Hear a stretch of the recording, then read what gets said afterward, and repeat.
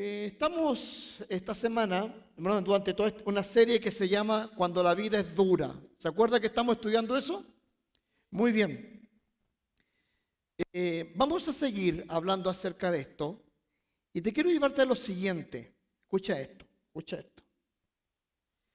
La semana pasada, el domingo para ser más exacto, me escribe una persona, un amigo que tengo en Chile, y me cuenta acerca de lo que están viviendo como familia.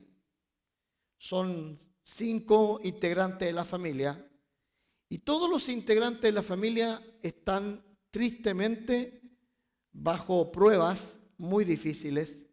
El esposo durante 12 días estuvo hospitalizado por un ataque al corazón que fue un colapso total. Ella tiene cáncer, un hijo de ella está en un psiquiátrico y así toda la familia con problemas. Y yo conversando con esta persona, yo le preguntaba, y dentro de todo esto, lo que estás viviendo, ¿qué estás aprendiendo? ¿Cómo te sientes tú?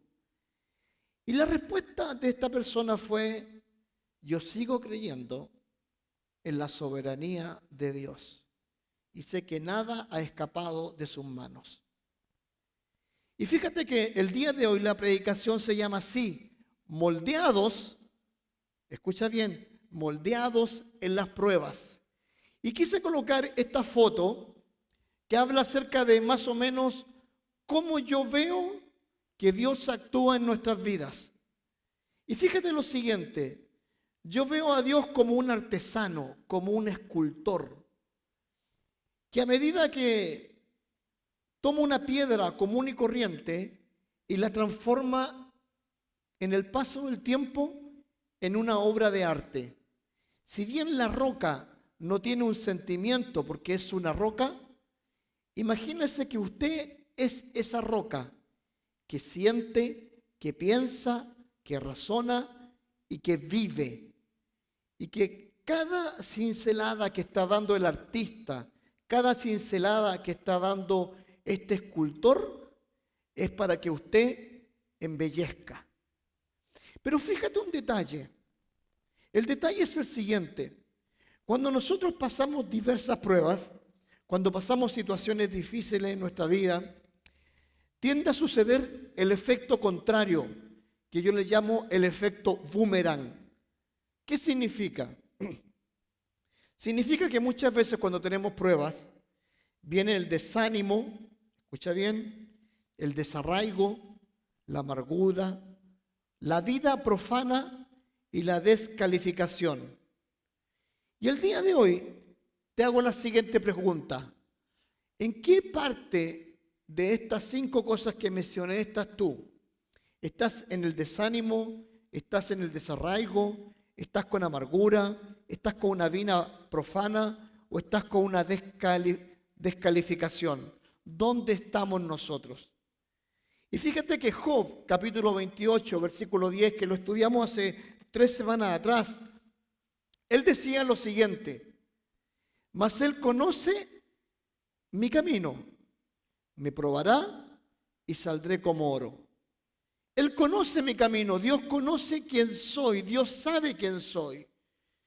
Y él dice, me va a probar y voy a salir como oro. Pero ¿qué sucede cuando no es así? Cuando en vez de salir como el oro, salimos como cobre, como aluminio, o simplemente no producimos nada. Y fíjate lo siguiente, la temporalidad de nuestras pruebas puede durar un día, un mes, un año, años, décadas, o hasta que nosotros partamos a la presencia del Señor. Y cuando partamos a la presencia del Señor, esa temporalidad se acaba, porque viene una eternidad. Por lo tanto, hay personas que han vivido pruebas en su vida, y esas pruebas en su vida han durado hasta que él muera o ella muera. Pero ¿cómo murieron? reclamándole a Dios, yendo en contra de Dios, hablando mal en contra de Dios, o murieron y pasaron la presencia del Señor siendo personas agradecidas por lo que Dios le dio en su vida. Y el día de hoy yo te quiero invitar a ti a que podamos estudiar juntos un capítulo de la Biblia que habla acerca de esto mismo, de las pruebas. Hebreos capítulo 12 nos habla en primer lugar de un llamado que tiene. En primer lugar dice lo siguiente, Hebreos 12, versículo 12. Por lo cual, levantad las manos caídas y las rodillas paralizadas. Hebreos capítulo 12, capítulo 11 habla y pregunta de qué es la fe. Capítulo 12 nos dice, delante de tanta nube de testigos, debemos nosotros depositar nuestra fe en Dios. Pero más adelante habla acerca de la disciplina y que dice que la disciplina del Señor, si nosotros, escucha bien esto, no la aceptamos, venimos a ser como bastardos, o sea, no como hijos. Y el capítulo 12 comienza a hablar de la actitud negativa frente a las pruebas. Y en primer lugar está diciendo lo siguiente, que en medio de las pruebas nosotros debemos levantar nuestras manos caídas y nuestras rodillas paralizadas. Ahora, la primera vez que escuchamos esa expresión de manos caídas y rodillas débiles fue durante la travesía de los israelitas, ahí en Éxodo capítulo 14, versículo 12. Y mira lo que dice la Biblia en Éxodo. ¿No es esto lo que hablamos en Egipto diciendo, déjanos servir a los egipcios? Porque mejor nos fuere servir a los egipcios que morir nosotros en el desierto. Fíjate un pequeño detalle. Los judíos en el capítulo 12 habían sido libertados del pueblo egipcio. ¿Qué significa? Que en el capítulo 12 salieron ellos con bombos y platillos. Dice que los egipcios les dieron todo el oro que tenían, salieron felices, todo, libertad, libertad, oh, qué buena. Salieron cantando esa canción, hay libertad en la casa de Dios. Estaban todos felices. Pasaron un poco tiempo y ya estaban como inmigrantes en Estados Unidos. Cuando vayamos a Estados Unidos, voy a estar 5 meses, 6 meses, voy a juntar $100,000, después de esos $100,000 los voy a mandar para mi rancho, en mi rancho voy a comprar un par de vacas, unos cerdos, voy a comprar gallinas, voy a hacer acá y todas las cosas. Pasan 20 años y estáis más endeudados con las tarjetas de crédito, no hay ahorrado un peso. Si el día de hoy día que hay sin trabajo, quedas como homeless. Y después te das cuenta y mucha gente se encuentra así, con las manos caídas. Así se encontraba el pueblo de Israel. Y fíjate lo siguiente, intenta imaginar muchas veces tú con las manos y las rodillas débiles. Ahora, bien podríamos decir nosotros, en medio de esta prueba, tengo desánimo, estoy cansado. No doy más. Pero ¿qué dice el escritor de los Hebreos? Levanten las manos caídas, levántenlas. Pero ¿qué sucede? Sucede el efecto contrario. Nos desanimamos y nos desanimamos, nos desalentamos. No tienes energía ni para salir a caminar. Llegas a tu casa, y no quieres hablar con nadie, no quieres comer con nadie, te sientas en tu sillón, reniegas en contra de todo el mundo, en contra de todas las situaciones. Y quiero que entiendas esto. Las pruebas no nos eximen a nosotros de tener que seguir avanzando paso a paso. En pocas palabras, Si nosotros estamos teniendo una prueba, tenemos la obligación, escucha bien esto, la obligación de avanzar en nuestra vida cristiana. No puedes estar con las manos y las rodillas caídas. No puedes. No puedes hacerlo. Ahora, muchas veces nosotros tenemos una negación que intensifica el desánimo. A veces nosotros negamos la realidad que estamos viviendo. Hacemos la del avestruz, hacemos un hoyo y colocamos nuestra cabeza en la tierra. Y tratamos de ignorar nuestras pruebas. Tratamos de ignorar lo que está sucediendo. Pero esa negación va a intensificar tu desánimo. Quizás tu estrategia sea culpar a los demás. Por culpa de él, por culpa de ella, por culpa de mis hijos, por culpa de mi empleador, por culpa de mis compañeros de trabajo, por culpa de mi suegra, mi suegro, por culpa de cualquier persona. Yo estoy viviendo este problema, pero no es culpa mía, no es culpa mía. Yo no merezco esta situación que estoy viviendo. ¿Y sabes algo? Qué triste es eso cuando nosotros comenzamos a echarle la culpa al otro. Le echamos la culpa al empedrado. Le echamos la culpa al camino de tierra, de ripio. Pero no le echamos la culpa a nuestra responsabilidad. Dejamos de hacernos responsables de lo que nosotros realmente necesitamos. Ahora, el desánimo conduce a lo que se llama la luxación. ¿Y qué es lo que es una luxación? El día miércoles mi hijo estaba entrenando y le pegó mal al piso y tuvo una luxación en su pierna izquierda.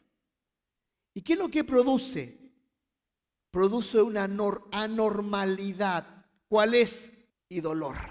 El desánimo conduce a la luxación. Conduce a que nosotros no caminemos bien. Pastor, ¿y cómo dice eso? Hebreos capítulo 12, versículo 13. ¿Qué dice? ¿Y haced qué? Senda derecha para vuestros pies, para que lo cojo no se salga del camino, sino que sea ¿qué? En medio de la prueba, los problemas, de las presiones que nosotros sintamos, en medio del dolor, nosotros debemos hacer sendas derechas para nuestros caminos. En medio de la prueba, en vez de andar cojeando y viviendo una vida del cristiano adolorido, debemos hacer sendas derechas para caminar derechamente dentro de nuestra vida. ¿Y produce dolor? Sí, hay dolor. Hay presión, hay presión. Pero debemos tener un ángulo diferente, un ángulo correcto. ¿Por qué estoy viviendo esto? ¿Por qué estoy pasando esto? ¿Qué es lo que provocó esta lesión en mi vida? Versículo 13 de Hebreos dice así: hagan sendas derechas para sus pies, para que la pierna coja no se disloque, sino que dice que se sane. Esa es la nueva versión internacional. Me gusta mucho, porque está diciendo ahí, para que sus pies no cojan, no quede coja y no se disloque. Querido, querida, a veces nosotros en nuestra cojera tendemos a convertirnos en débiles espirituales. Flaqueamos constantemente.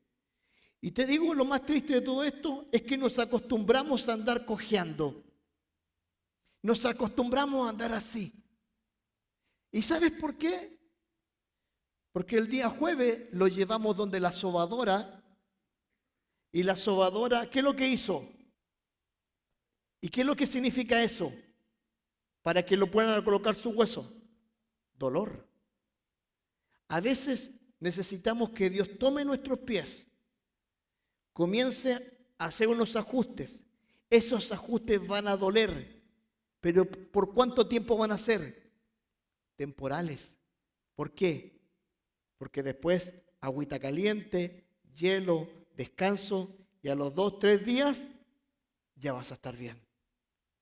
Pero a veces en nuestra disociación, en nuestra vida nosotros comenzamos a pensar que está bien vivir así, vivir con dolor en medio de la prueba, vivir echando de la culpa a los demás, vivir culpando a todos, vivir culpando a Dios de que conmigo no tienen que pasar estas cosas.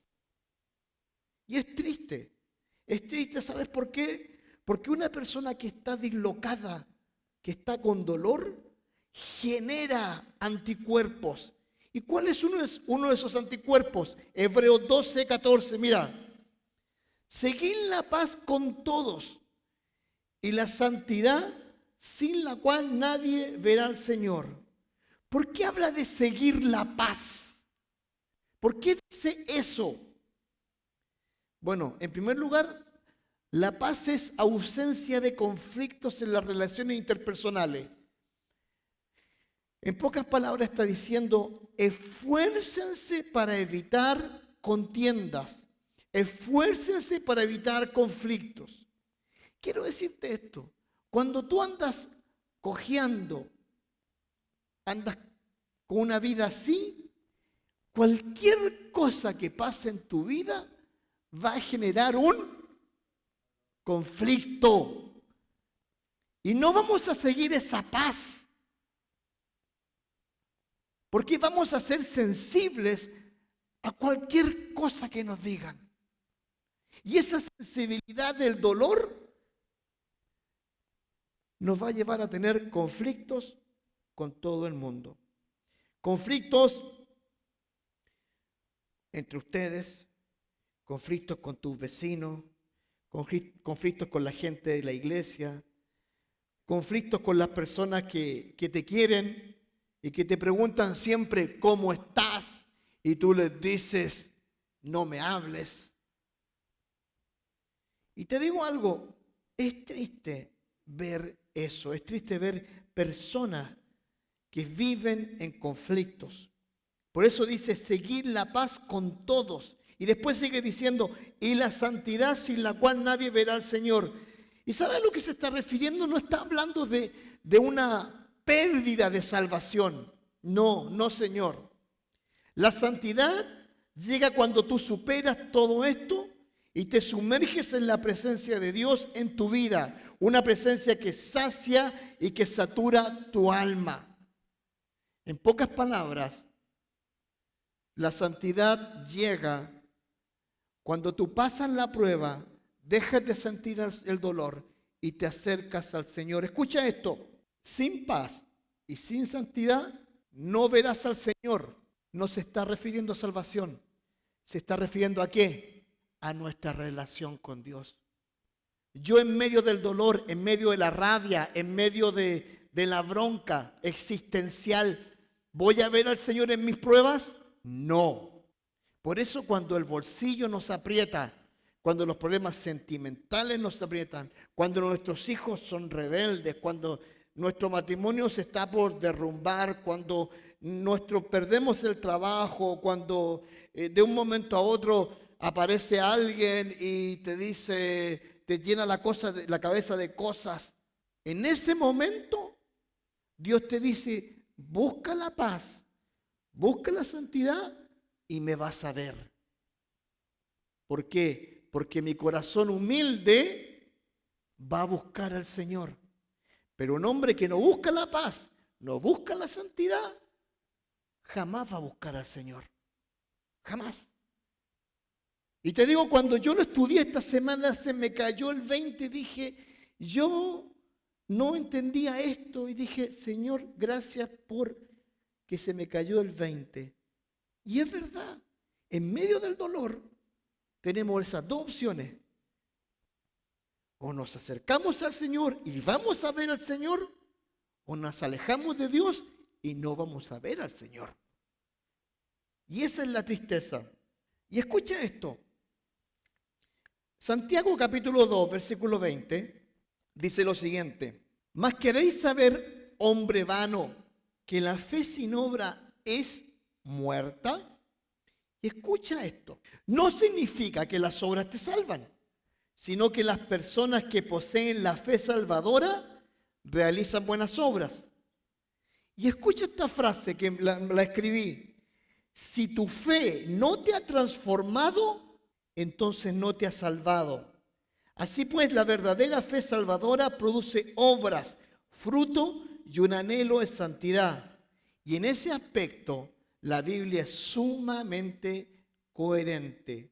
Ahora, las pruebas pueden conducir al desánimo y tristemente el desánimo nos conduce al desarraigo. ¿Qué es lo que es desarraigo? Y aquí voy a ir a algo que nos pasa a muchos de los latinos que vivimos acá. El desarraigo es cuando dejamos de amar lo que nosotros alguna vez tuvimos. Ejemplo, muy común, y yo sé que le ha pasado a más de algunos.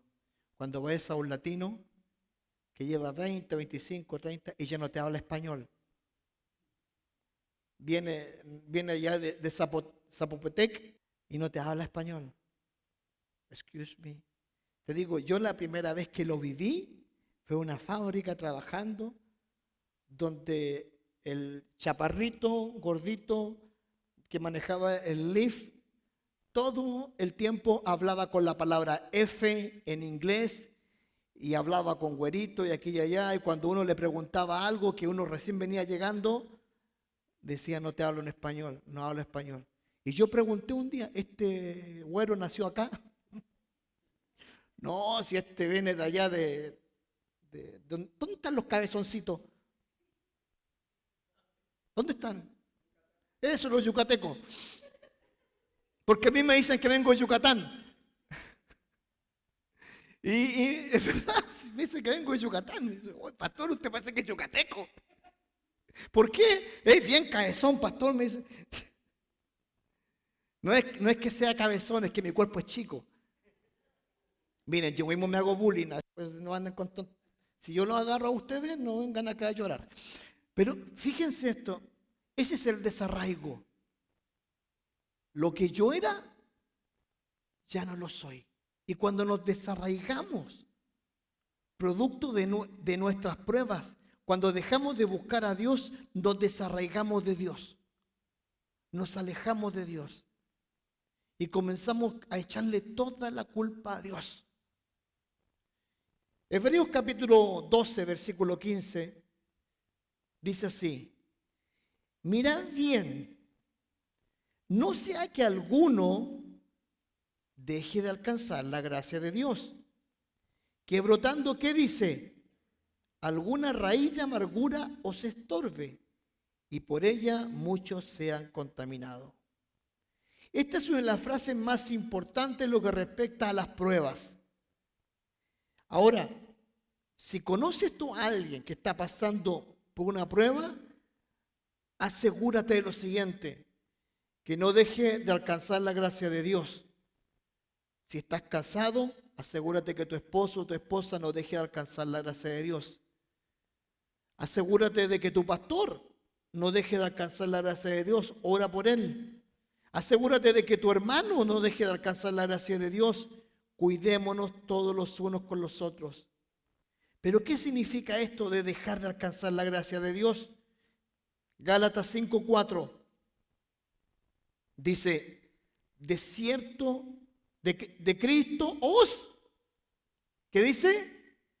Desligasteis. Los que por ley os justifica, de la gracia hemos caído. Dejar de alcanzar la gracia de Dios significa que intentas tú, número uno, salvarte a ti mismo. Dejas de alcanzar la gracia en la santificación. Significa que tú intentas santificarte a ti mismo. Quieres hacerte santo a tu incumbencia.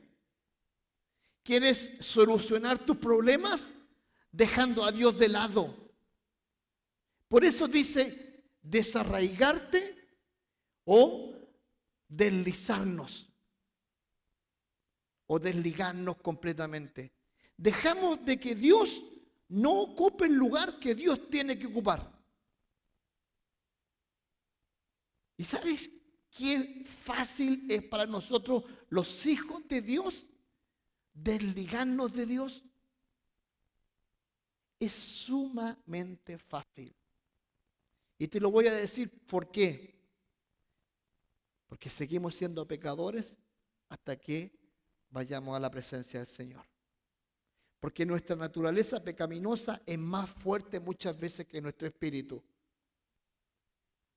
Y te digo algo, yo he conocido amigos creyentes, amigos con los cuales yo serví junto a ellos, honramos a Dios juntos, y hoy en día están completamente alejados de la gracia de Dios.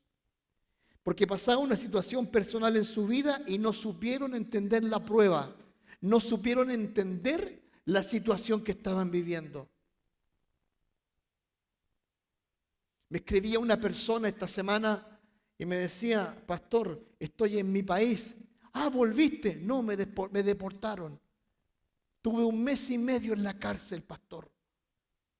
Este joven me decía: pastor, fue horrible.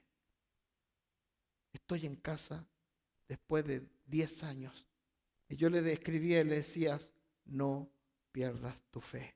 Dios tiene algo mejor para tu vida. Y me dice: he vuelto a mi casa, he vuelto a mi iglesia, he vuelto a mis inicios. Estoy empezando de nuevo. Esa persona tiene 2 opciones: echarle la culpa al gobierno o comenzar de nuevo bajo la gracia de Dios. Te digo algo, es mejor comenzar de nuevo bajo la gracia de Dios y no echarle la culpa a nadie. Nosotros debemos entender que Dios tiene el control de todo. Cuando yo entiendo eso, yo no me voy a desligar. Te resistes, te rebelas, rechazas rebelarte en contra de Dios. Pero si tomas la decisión contraria, también rechazas, te rebelas y luchas en contra de Dios. Mi predicación cuando caso personas de segundo matrimonio, en algunos terceros, ya después del cuarto ya digo, no, ya estoy. Pero siempre hablo de esto, del Dios de las segundas oportunidades. Y siempre digo eso, porque yo creo en el Dios de la segunda oportunidad, en el trabajo, en el amor, en la vida, en todo lo que nosotros emprendamos, siempre va a haber una segunda oportunidad. Porque Dios nos quiere ver a nosotros avanzar. Por eso en la prueba nosotros debemos de avanzar. Ahora, la desconexión o la produce o nos conduce a la amargura. ¿Cómo puedo saber yo si estoy respondiendo de la manera equivocada? Mira el versículo 15, Hebreos 12:15. Mira bien, no sea que alguno deje de alcanzar la gracia de Dios. Y escucha esta frase: que ninguna raíz de amargura brote y cause problemas y por ella seáis ¿qué? Contaminados. En el libro de Deuteronomio aparece este mismo término y Moisés dice lo siguiente, Deuteronomio 29:18. Asegúrense de que ningún hombre, ni mujer, ni clan, ni tribu entre a ustedes aparte hoy su corazón del Señor nuestro Dios para ir a adorar a dioses de las naciones. Tengan cuidado de que ninguno de ustedes sea ¿qué? Como raíz venenosa y amarga. Moisés no está hablando de una planta, está hablando de una persona, y esto es muy común. Los estandaperos usan esta frase para hablar de la tóxica o el tóxico. Está hablando de personas tóxicas. ¿Ya? Está hablando de personas que realmente te digo, te amarga la existencia que cuando se comen un limón, el que se arruga no es la persona, sino el limón. Personas llenas de amargura. ¿Y saben lo triste de todo esto? Esas personas con amargura dicen esto: no me importa lo que diga el pastor, no me importa lo que digan los hermanos, no me importa lo que diga mi jefe, no me importa absolutamente nada. Y nunca se alegran de nada. Ni se te ocurra pedirle algún día servir al Señor, porque te van a responderte con un no. ¿Y sabes qué? Esos patrones de pensamiento revelan de que tú eres una persona completamente amargada. Esas personas que dicen, no voy a permitir que Dios me cambie. ¿Han escuchado la frase, así nací, así voy a morir?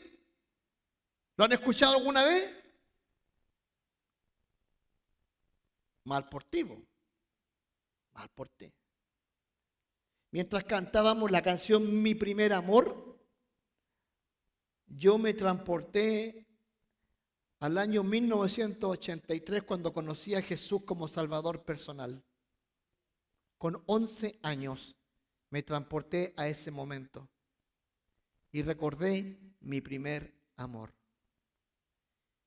Mi primer amor fue escuchar a una maestra que me habló del Evangelio y recibir a Cristo en el dormitorio del pastor Eliezer y de la hermana Tina, junto a 5 niños más. Arrodillados ahí, nos regalaron un testamento y atrás decía, hoy recibí a Jesús como Salvador personal. Si ese día no hubiese llegado, yo no estaría acá. Y te digo algo, el poder transformador de Dios, de eso de decir tú de repente, así nací, así voy a morir. Si estás pensando así, estás negando el poder transformador de Dios en tu vida. Porque Dios quiere que seamos mejores. En todo. En todo. Dios busca que seamos mejores en todo. Ahora, si estás pensando así, tristemente, tu juicio está completamente nublado. Ahora, imagínate esto. Habla de raíz de amargura. ¿Qué es lo que es una raíz? Algo chiquitito. Imagínate con el paso del tiempo, esa raíz se transforma en un árbol de amargura. Yo he conocido muchos creyentes que viven amargados en su vida y que no dejan que Dios haga una labor en su vida. ¿Saben por qué? Porque han pasado una prueba difícil, porque están viviendo momentos difíciles. Cuando la amargura afloja, causa problemas y tristemente contamina a los demás. Tarde o temprano la amargura sale a la superficie y cuando esa amargura aflora, comienzan los problemas, comienzan a contaminarse los demás. ¿Y sabes tú que la palabra contaminados que aparece ahí, contaminados, es la misma palabra que aparece en Lucas 6:18? Mira, Lucas 6:18 dice así: les habían llegado para oírlo y para que los sanaran de sus enfermedades los que eran atormentados por espíritus malignos, quedaban liberados. La misma palabra que aparece ahí de contaminados es la misma que aparece ahí atormentados. Una persona que contamina es una persona que atormenta. Está hablando ahí de un endemoniado. Los que hemos tenido la experiencia de estar en situaciones con un endemoniado, lo vi muchas veces siendo joven, gracias a Dios no lo he vuelto a ver. Sabemos que un endemoniado es una persona que no tiene control de sí mismo, que no tiene control de su vida, de lo que dice, de lo que hace, y menos cuando es confrontado con la palabra de Dios. Maldice, escupe y hace muchas atrocidades. Pero imagínate esto: Cuando Hebreos dice que aquellas personas contaminan, están también atormentando con su vida. Y querido, querida, yo te hago la siguiente pregunta. Si estás amargado y estás contaminando, te transformas o te conviertes en casi un endemoniado, porque estás atormentando con tu amargura a los demás. Es como cuando vas a un velorio. ¿Cómo están en el velorio? Están todos tristes. La viuda llora al viudo, al muerto, los hijos, las familias. Tú entras y se produce un ambiente de tristeza, lo quieras o no. Hace poco me tocó predicar en la muerte de un niño de 12 años que tuvo una enfermedad que lo siguió de su nacimiento a su muerte. Y te digo una cosa, fue la predicación más dura que tuve que realizar, porque es ver a un niñito que tampoco se desarrolló, no creció lo suficiente. Y te digo algo, es triste. Ahora, si vamos a lo contrario, si vamos a una fiesta, una boda, una comida, el espíritu cambia. Y las personas que tienen ese espíritu de amargura, que están contaminando, donde llegan, contaminan. ¿Dónde llegan?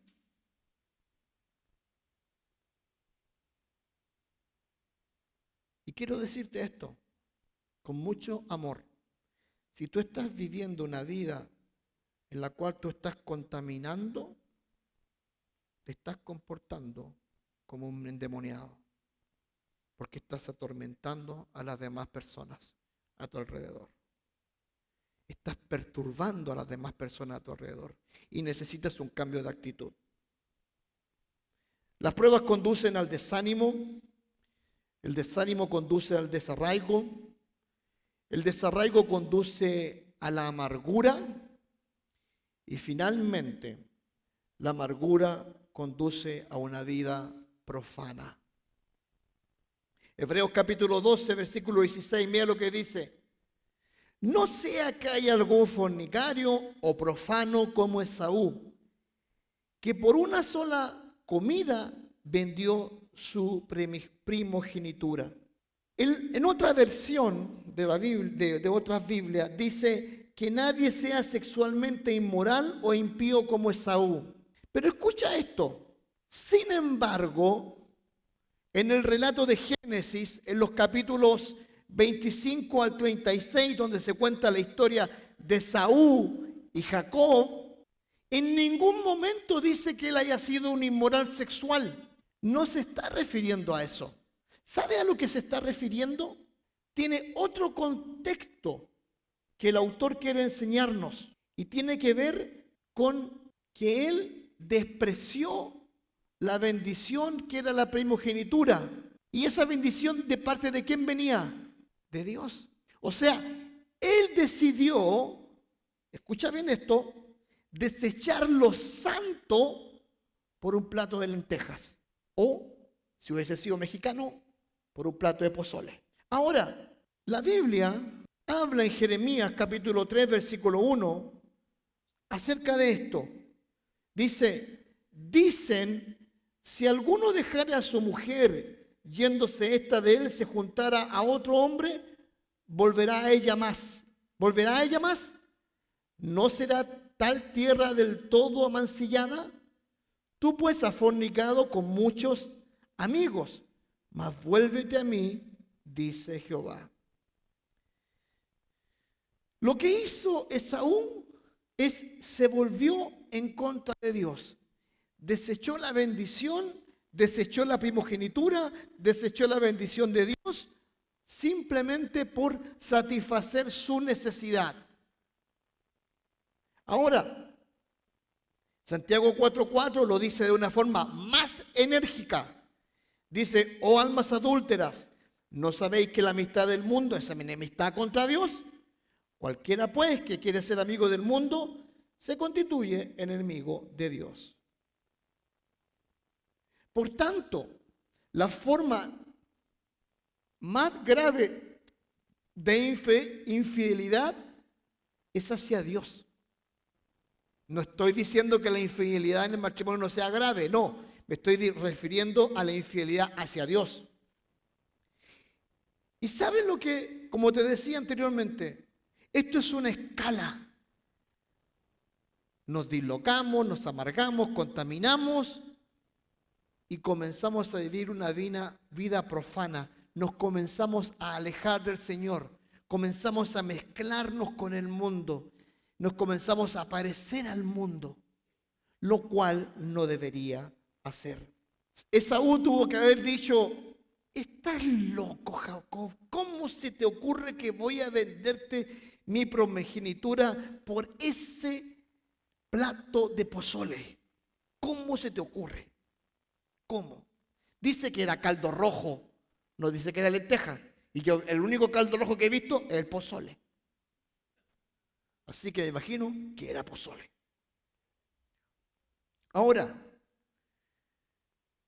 es interesante que las cosas de Dios para Esaú no significaron absolutamente nada.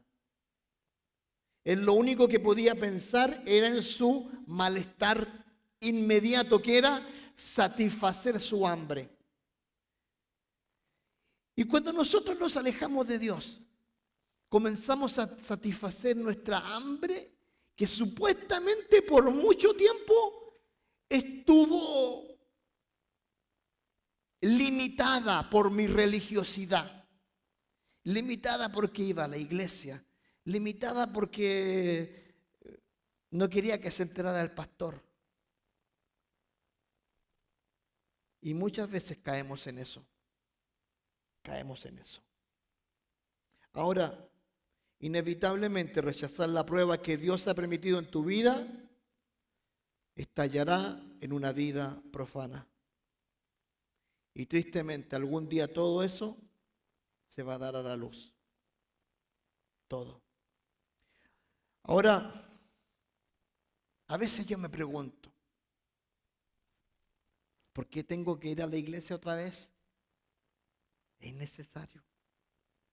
¿Por qué tengo que reunirme y escuchar al pastor que habla 45 minutos y a veces se pasa una hora? ¿Por qué? Porque nos necesitamos. Porque no podemos dejar de reunirnos como algunos tienen por costumbre. Porque el Señor Jesucristo, cuando vino a esta tierra, dijo: vayan y hagan discípulos. Porque Él instauró la iglesia como una necesidad de poder estar juntos.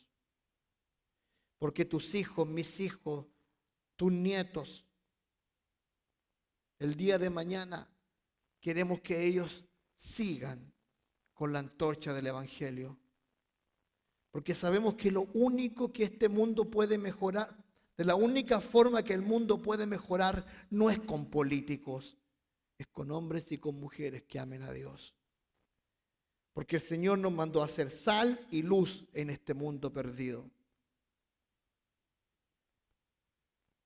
Pero cuando tristemente nos desarraigamos de Dios, comenzamos con esta amargura paulatina, tristemente también nos hacemos profanos, sucios, alejándonos completamente de Él.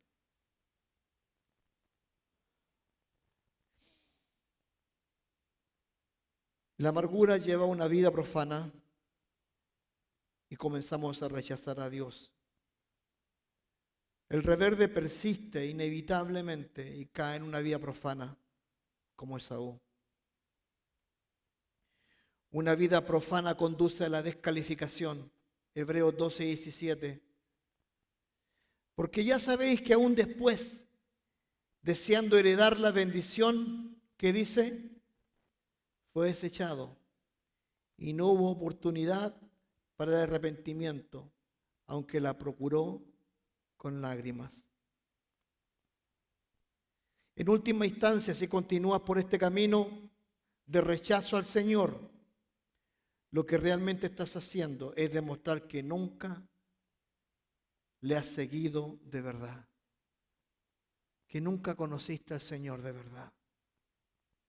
Y te digo esto es uno de los versículos más aterradores de toda la Biblia. Porque muchos cristianos dicen o piensan que pueden hacer lo que ellos quieran. Pueden pensar lo que ellos quieran. ¿Y saben lo que dicen? Yo me voy a reconciliar con Dios cuando yo quiera. Y no es así. Yo me acuerdo, siempre cuento esto, de los 18 a los 22 años yo me alejé del Señor por completo. Cosas de jóvenes, estupideces de jóvenes. Y empecé a salir, las fiestas, conocer gente. Bueno, hasta el día de hoy tengo algunos de esos amigos. Y fíjate esto, yo no dejé de ir a la iglesia, estaba enojado con Dios, amargado con Dios. Cuando venía el pastor a visitarme, le cerraba la puerta en la cara. Fue bien irrespetuoso. ¿Y sabes lo que me pasaba? Llegaba el domingo en la madrugada con la... yo nunca tomé, ni fumé, ni nada. Me gustaba pasarla bien, pero igual llegaba con la cruda, así, con el dolor de cabeza, estar toda la noche bailando y cosas así. Y a las 9 de la mañana, ¿saben quién se ponía en mi esquina? Un grupo pentecostal de como 60, 70 personas. Coro, cantando coro, no hay Dios tan grande como tú. Y ahí predicando en medio de mi esquina. Y el pastor el que predicaba, alma que escucha. Y yo ahí, con los ojos abiertos, los oídos abiertos. El Señor dice, acercaos al Señor antes que sea demasiado tarde. Y yo escuchaba y escuchaba, 1 hora escuchando. No iba a la iglesia, el Señor me llevaba a la iglesia, a la esquina de la casa. Todos los domingos por 4 años. Hasta que un día Dios obró en mi corazón. Nunca le dije a Él, cuando yo quiera vuelvo. Fue cuando Él quiso. Y le agradezco tanto a Dios que Él quiso, porque si no, yo no estaría acá. Comenzamos a rechazar a Dios. Pero qué insensatez más grande es pensar de que cuando yo quiera, yo voy a estar o yo voy a volver. Quiero decirte lo siguiente. No puedes seguir rechazando, resistiendo y rebelarte en contra de la gracia de Dios. No lo puedes hacer. Tienes que cambiar. Si estás en alguna de estas etapas, tienes que volver a Dios. Y muchas veces pensamos así. Como personas pensamos que buscar a Dios significa quiero mi placer personal y a Dios. Quiero mi búsqueda voraz y a Dios. Quiero mi objetivo material y a Dios. Quiero ambos. Y te tengo una mala noticia. Eso no va a suceder. ¿Tú por qué crees que dijo el Señor Jesucristo? Buscad primeramente el reino de Dios y todas las cosas van a ser añadidas. Él nos dijo, buscad primeramente tu placer y luego Dios te va a ayudar en lo demás. Mirad primeramente, arriba, ahí está Dios. Y luego todas las cosas van a ser añadidas.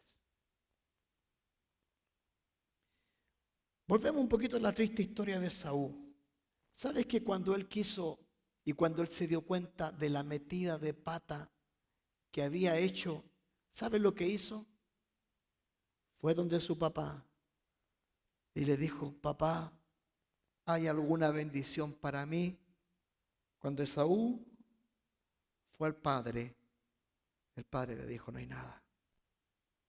Lloró.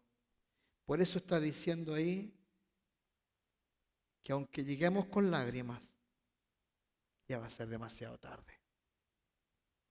Demasiado tarde. No podemos jugar con Dios. Muchas veces lo hacemos y nos olvidamos que Dios tiene el control de nuestras vidas. Yo me acuerdo, hace un tiempo atrás, conocí a un señor que se burlaba de Dios. Y se burlaba feo. Me tocó verlo, conversar con él. Vino un par de veces a la iglesia, conversé con él y siempre me hablaba, me hablaba a mí con desprecio, me despreciaba.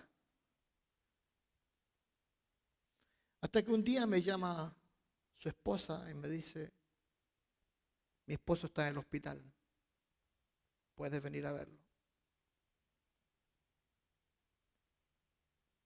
Estaba con muerte cerebral. ¿Y sabes lo triste de eso? Es que tuviste la oportunidad.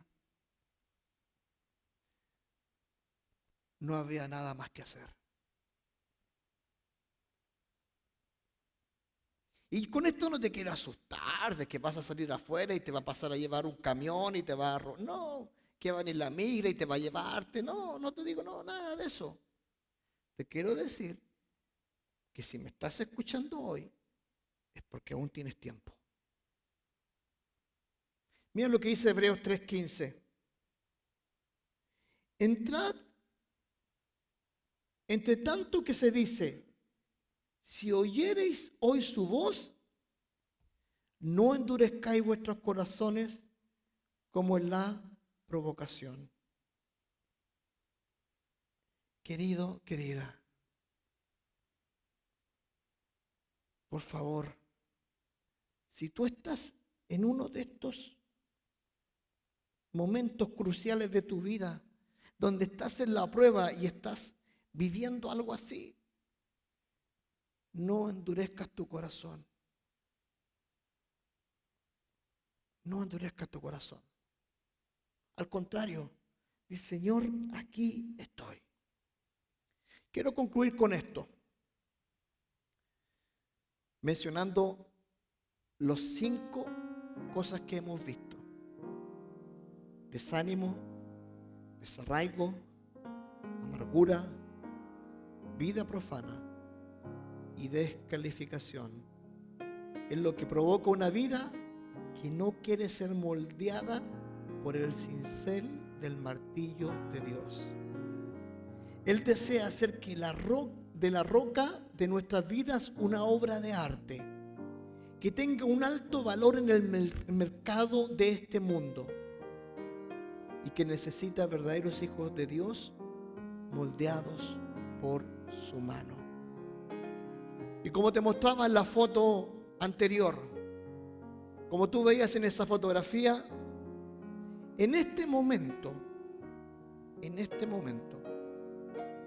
si estás viviendo una prueba existencial en tu vida, piensa en esto. Dios me está moldeando en la prueba. Y en medio de esa prueba, saldré como oro, como dijo Job. Por eso nosotros debemos ser moldeados en medio de esta prueba. Me acuerdo de la familia Ordóñez, que está viviendo una prueba difícil. Me acuerdo de Alicia, que está viviendo una prueba difícil. Me acuerdo de la familia Durán en Chile, que está viviendo una prueba difícil. Me acuerdo de este joven que fue deportado, está viviendo una prueba difícil. Volver a empezar. Querido, querida, yo quiero animarte a esto. Como dice Hebreos 3:15, entre tanto que se dice, si oyeres hoy su voz, no endurezca vuestros corazones, como en la provocación. No lo endurezcas. Si hay algo que debas entregarle al Señor, decir, Señor, mira, yo me he comportado malamente, no he sido lo suficiente bueno en medio de esta prueba, aquí estoy. Como cantábamos en la mañana, a tus pies. deposito lo que soy a tus pies. Amén.